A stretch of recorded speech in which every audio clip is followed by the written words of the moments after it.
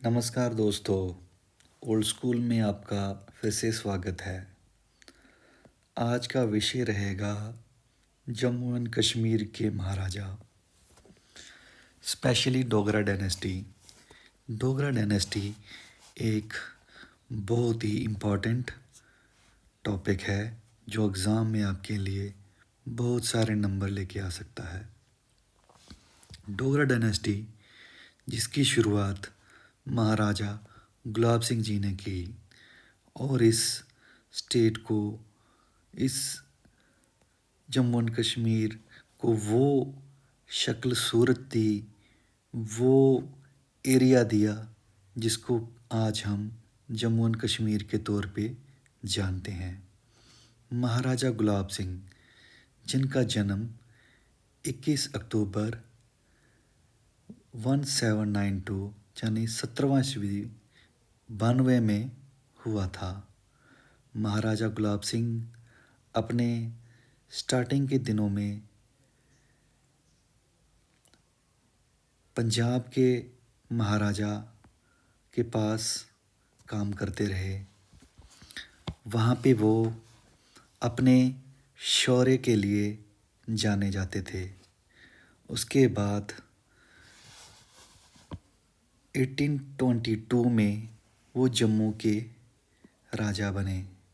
इनका राज तिलक चिनाब नहर के किनारे हुआ था। ये अपने बहादुर कमांडर जनरल जोरावर सिंह के साथ इन्होंने लद्दाख को 1825 में फतेह कर लिया। उसके बाद इन्होंने बाल्टिस्तान को भी 1840 में विजय कर लिया और अपने स्टेट के साथ मिला लिया। उसके बाद महाराजा गुलाब सिंह का राज्य की सीमाएं सेंट्रल एशिया तक जा पहुंची।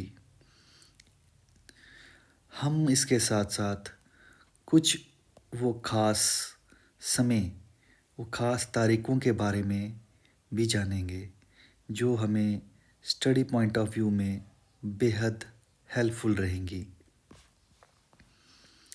1846 में वो समय आता है जब एंग्लो सिख वार होती है। उस समय महाराजा गुलाब सिंह अपना कौशल से सिखों और ब्रिटिशर्स के बीच मध्यस्थता करवाते हैं।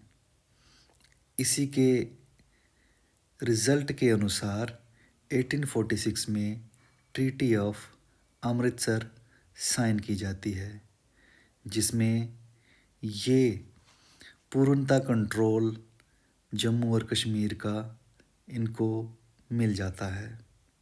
1846 में इनको राजा से महाराजा की उपाधि दी जाती है। दोस्तों याद रखें, इनको महाराजा की उपाधि ब्रिटिशर्स द्वारा दी जाती है। तो इसलिए इनका राज एज एन इंडिपेंडेंट रूलर 1846 से माना जाता है।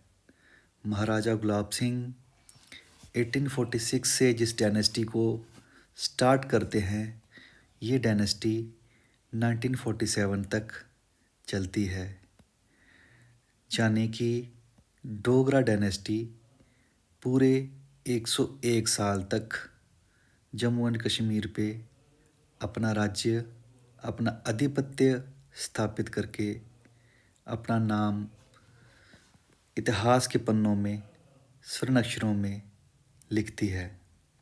उसके बाद 1857 में महाराजा गुलाब सिंह स्वर्ग सिधारते हैं, लेकिन उससे पहले ही हमें ये एक और प्रतापी राजा अपने सक्सेसर के तौर पे देखे जाते हैं। तो मूव ऑन करते हैं। इनके बाद जो राजा बने डोगरा डायनेस्टी के, जिनका नाम था महाराजा रणबीर सिंह। महाराजा रणबीर सिंह एक काफ़ी काबिल एडमिनिस्ट्रेटर राजा रहे। इन्होंने अपने साम्राज्य में गिलगित को भी जीत लिया। इन्होंने काफ़ी सारा पैसा एजुकेशन के क्षेत्र में खर्च किया। इनकी विशेषतर उपलब्धियों में ये चीज़ें आती हैं कि इन्होंने जम्मू और श्रीनगर को इलेक्ट्रिक पावर की फैसिलिटीज़ प्रोवाइड करवा दी, जो कि मोहरा हाइड्रो प्रोजेक्ट्स के द्वारा दी गई थी। तो देखिए दोस्तों, जम्मू और कश्मीर में बिजली इतने समय पहले आ चुकी थी।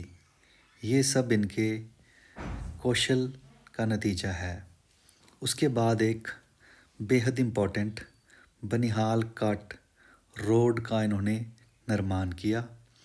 ये रोड आज जम्मू श्रीनगर हाईवे के तौर पे जाना जाता है। महाराजा रणबीर सिंह का राज्य 1885 तक चला। अपने राज्य के दौरान इन्होंने रघुनाथ कॉम्प्लेक्स, रणबीरेश्वर टेम्पल जो कि जम्मू में है, इसके साथ साथ बहुत सारे मंदिर, संस्कृत के विद्यालय जो कि उत्तरबैनी में खुलवाए। इन्होंने इन सब चीज़ों का एडमिनिस्ट्रेशन अच्छे से चले उसके लिए धर्मथ ट्रस्ट का निर्माण किया, जो कि सब मंदिरों की देखभाल किया करता था। इन्होंने अच्छा राज्य को चलाने के लिए एक पिनल कोड का भी गठन किया। इनके नाम पे उस पिनल कोड का नाम रणबीर पेनल कोड रखा गया। बाद में अपनी सीमा को बढ़ाते हुए इन्होंने हुंजा, नगर, यासीन तक को भी अपने राज्य में शामिल कर लिया। इनके राज्य की बाउंड्रीज चाइना और रशिया को टच करती थी। एक और महत्वपूर्ण काम जो इनके राज्य के दौरान में हुआ वो था ट्रंक रोड, झेलम वैली और बनिहाल। इन्होंने रोड को बनवाने में महत्वपूर्ण किरदार निभाया और कनेक्टिविटी बेहद बढ़िया कर दी। इन्हीं के राज्य में उर्दू को लैंग्वेज ऑफ कोर्ट का दर्जा दिया गया। अब डोगरा के राज दरबारों में उर्दू की भाषा कोर्ट कचहरियों में इस्तेमाल होने लग गई थी। तो दोस्तों, जो भी पॉइंट्स मैं आप सबके साथ डिस्कस कर रहा हूँ, ये मेन और इम्पॉर्टेंट पॉइंट्स हैं जो आपको एग्ज़ाम में काफ़ी हेल्प कर सकते हैं। इनके बाद राज्य आता है महाराजा प्रताप सिंह जी के पास।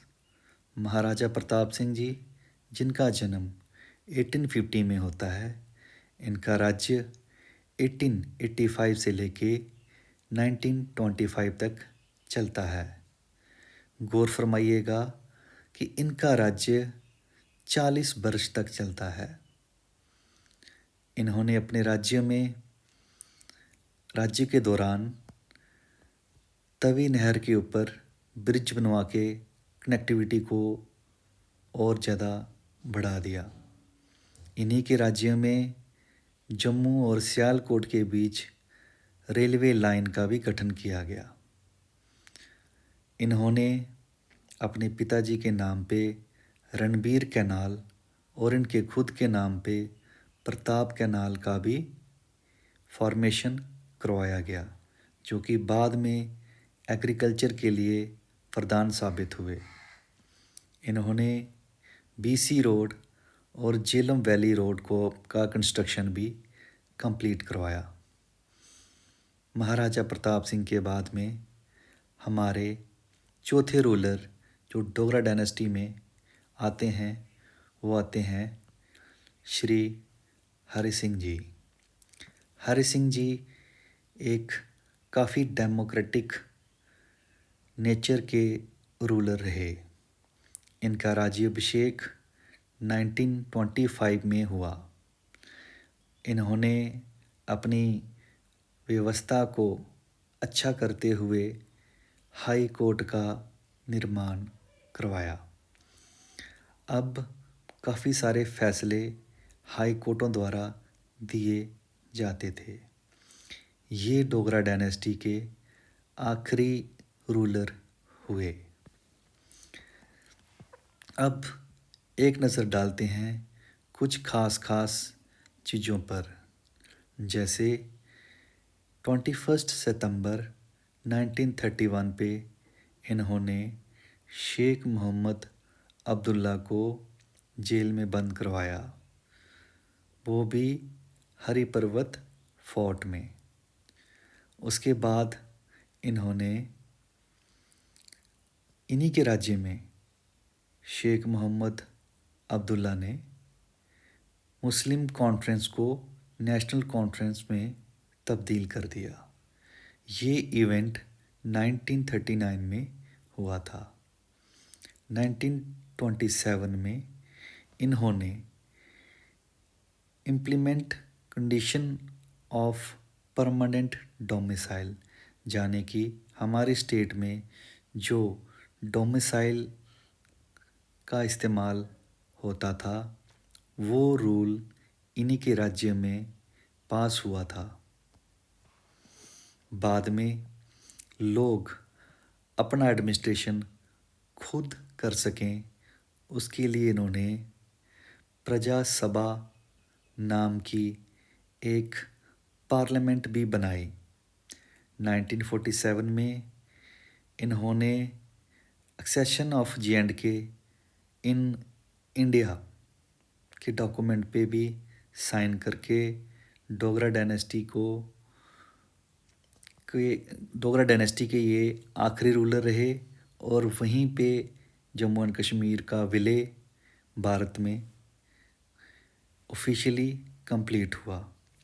इसके साथ साथ जब वर्ल्ड वार 2 चल रही थी और सब देशों, पूरे देशों के प्रिंसली स्टेट्स के राजा जब राउंड टेबल कॉन्फ्रेंस के लिए लंदन में वहाँ के प्राइम मिनिस्टर विंस्टन चर्चिल के पास गए थे, तो इन्होंने इंडियन प्रिंसेस की तरफ से इंडिया को रिप्रेजेंट भी किया था।